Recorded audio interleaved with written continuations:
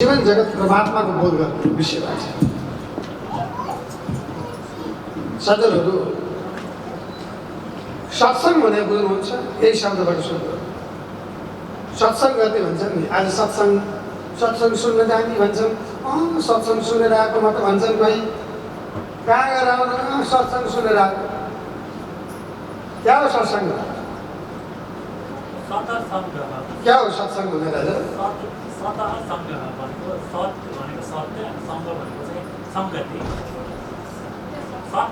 के राजा सत्संग भने बुझ्यो कुरा बाबु धन्यवाद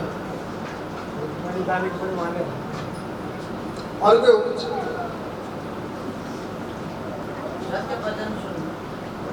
सुन्नु हो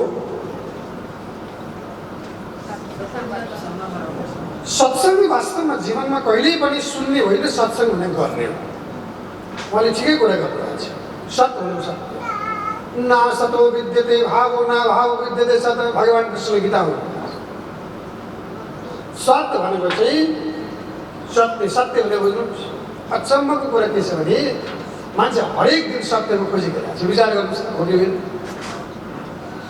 मान्छे आफू चाहिँ अरूसँग झुटो बोल्छ मसँग चाहिँ कसैले झुटो नबोल्दै हुन्थ्यो भने कामना गर्छ विचार गर्नुहोस् त हो कि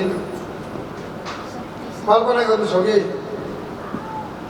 चोरले अर्काको घरको चोरेर ल्याउँछ मेरो घरको चाहिँ कसैले नचोर्दै हुन्थ्यो भगवान् भन्ने कामना गर्छ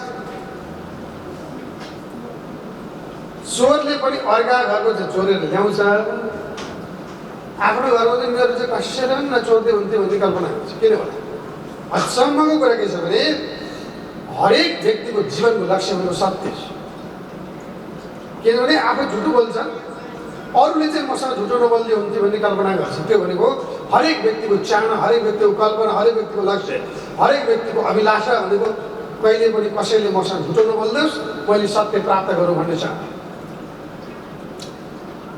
सत्य भनेको सत्य सङ्ग भनेको सान्निध्य सँगै भन्छन् सत्यको नजिक बस्ने प्रक्रिया जो छ त्यसलाई भन्छ सत्संग त्यही भएर एक्लै पनि सत्संग हुन्छ हिँड्ने बेला पनि सत्संग खाने बेला पनि सत्संग डुल्ने बेला पनि सत्संग विचार गर्नुहोस् त श्रीमान विद्युत बाहिरबाट आए सत्संग गोविन्द बोलो आए गोपाल बोलो कति नाच्छ झगडा परेन सँगै नाच्ने शयन कक्षमा गएको छ बेडमा सँगै कहिले नबोल्नु कहिले नाच्छ त्यसरी अनि झगडा पर्छ अनि हुन्छ डिभोर्स घरको समस्या देखिया छ विदेशमा त्यही भएर सत्संग गर्नुहोस् सत्संग गर्ने भने हिँड्ने बेलामा खाने बेलामा बोल्ने बेलामा चल्ने बेलामा जहिले पनि ईश्वरीय भावनाले आफूलाई जोड्ने के भनेको छ गीताले मम्मी वांश जीव लोके जीव हो सनातन संसारमा जे छन् मेरै अंश हो म भन्दा भिन्न छैन त्यही भएर परमात्मासँग भिन्न छैन म परमात्माको अंश हो परमात्मा सागर हो म थोपा हो भन्ने भावले अगाडि बढ्नु परमात्मा पूर्ण हो म अङ्ग हो परमात्मा अंशी हो म अंश हो परमात्मा सागर हो म थोपा हो सागर पनि पानी हो थोपा पनि पानी हो त्यही भएर परमात्मा चेतना हो म पनि चेतना म परमात्माको अंश हो अहम ब्रह्मास्मि बेलले भनेको छ त्यही भावले अगाडि बढ्नु सत्संग हुने त्यही हो त्यही भएर गुरु आएर दिनबन्दी पोखर आएर अरू गुरुबाट आएर सत्संग हुने हो होइन एक्लै सत्संग गाडी चलाउने बेला पनि सत्संग कसैलाई गीत होस् भन्ने बेला पनि सत्संग रमेन तला जाने बेला पनि सत्संग कहाँ जाने हो के व्यवसाय छ काममा जाँदा पनि सत्संग एक्लै पनि सत्संग मान्छे निदाउने किन सक्दैन सज्जनहरू सत्संग नभएर मान्छे निदाउने किन सक्दैन भने सत्संग नभएर सत्संग हो भने व्यक्ति अहिले फर्किन्छ वर्तमानमा ईश्वर फर्किन्छ सत्संग भएन भने मान्छे कहिले पुग्छ भगवान् यसो नगरे गएर 5 वर्ष अगाडि कुरा सुनेर अनि त्यही कुराले चिन्ता लाएर निदाउन सक्दैन अनि 5 वर्ष पछाडि कुरा सम्झेर मैले त खाएँ पिएन आएँ मेरो कार्ड बन्यो छोराले के खाना भगवान् छोरीको बिहा कसरी गर्ने भन प्रभु यतिको चिन्ताले निदाउन सक्दैन कि मान्छे भूतमा पुग्छ विगतमा पुग्छ कि भविष्यमा पुग्छ सत्संगले व्यक्ति वर्तमानमा जान्छ त्यही भएर जीवनमा प्रसन्न गर्नु छ भने कृष्ण जसको हाँस्नु छ भने परिस्थिति जस्तो भए पनि मनस्थिति नबिगार्नु छ भने एङ्जाइटी डिसअर्डर डिप्रेसन र विभिन्न रोगबाट मानसिक रोगबाट मुक्त हुन्छ भने तपाईँ सत्संग गर्नुहोस् त्यसैले सत्सङ्ग गर्नका लागि पहिलो कुरा मनको शुद्धिकरण गर्नुहोस्। कति राम्रो कुरा गरिदिएछ बेलले, हेर्नुहोस् त। नैषादेति मां योगो नैषाङ्ख्यं धर्मोद्धव न स्वाध्याय तपस्या यथा भक्तिर्ममर्जिता। हाम्रो वैदिक दर्शनले सत्सङ्ग गर्नका लागि कोही व्यक्ति चाहिन्न, कुनै चाहिँ साधना चाहिन्न, कुनै जङ्गल जान पर्दैन, केही गर्न पर्दैन। कृष्ण भगवानले विवाह पनि गर्नुभयो, छोराछोरी पैदा पनि गर्नुभयो, लडाइँ पनि लड्नुभयो, बाँसुरी पनि बजाउनुभयो, गोठालो पनि बन्नुभयो, मजदुर पनि बन्नुभयो, किसान पनि बन्नुभयो, ज्ञान पनि दिनुभयो, सबै हिँड्नुभयो, नाति नातिनालाई पालन पोषण गर्नुभयो, राज्य पनि चलाउनुभयो, सबै गर्नुभयो। तर भनेको योगी बन्नुभयो। घर छोडेर व्यक्ति ज्ञानी बन्ने होइन, घर छोडेर व्यक्ति सत्सङ्गी बन्ने होइन। जहाँ बसेको छ व्यक्ति त्यही योगी बन्ने, त्यही हो योगी। योग भनेको जोडिने परमात्मासँग, conciliation between soul and the supreme soul. This is the access to get the enlightenment. यही हो मुक्ति। एउटा मुक्तिको लागि अरू केही होइन, सत्सङ्गी बन्ने अभ्यास गर्नुहोस्। सत्सङ्ग कहाँबाट सुरु गर्ने भन्दा सत्सङ्ग मनबाट सुरु गर्ने। सरल भाषा यति कुरा। इङ्ल्यान्डवासी भक्त सज्जनले मलाई 1 घन्टा ल्याएर मेरो कुरा सिद्धिन्न क्या। 1 महिना बोल्ने मान्छेलाई 1 घन्टा ल्याएर हुन्छ। आउँछ गयो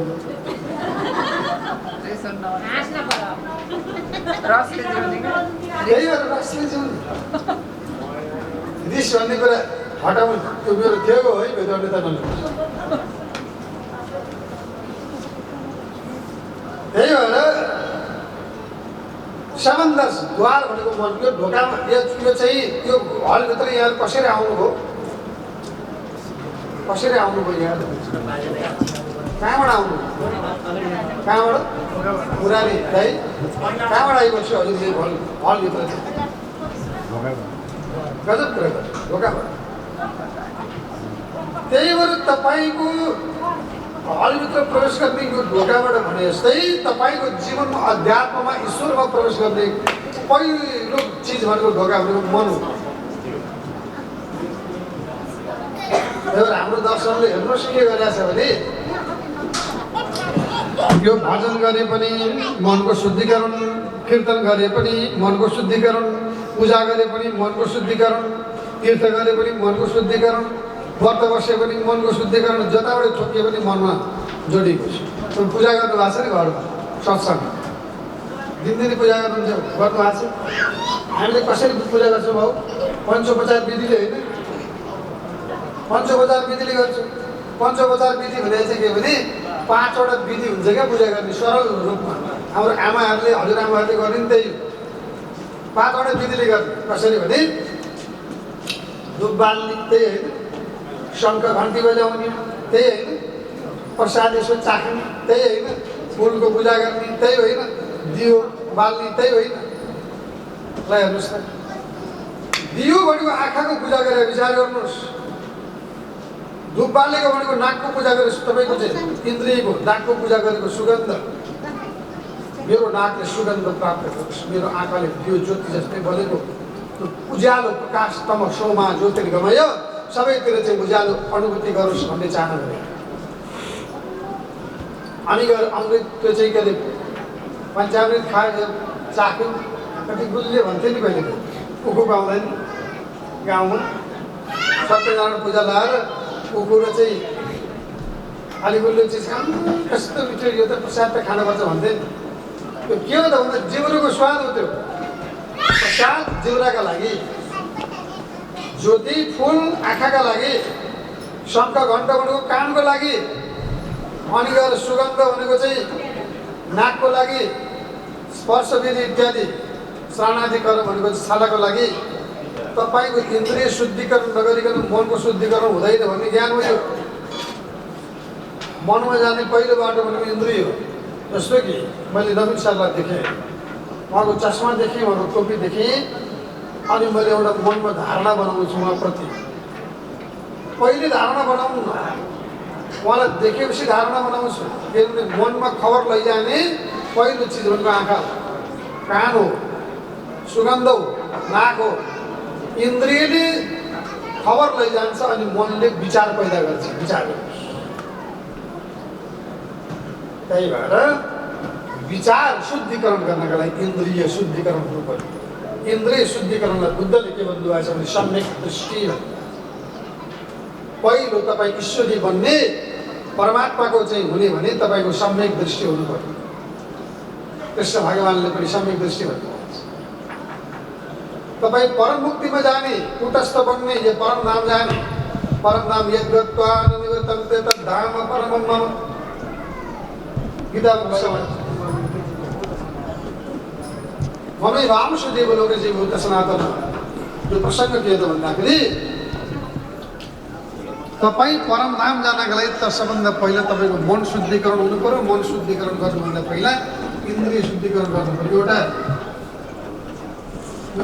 आनी छोइन भन्नेको एउटा गीत छ नि के अरे, कुलको आँखामा फुले संसार, काँडाको आँखामा काँडै संसार।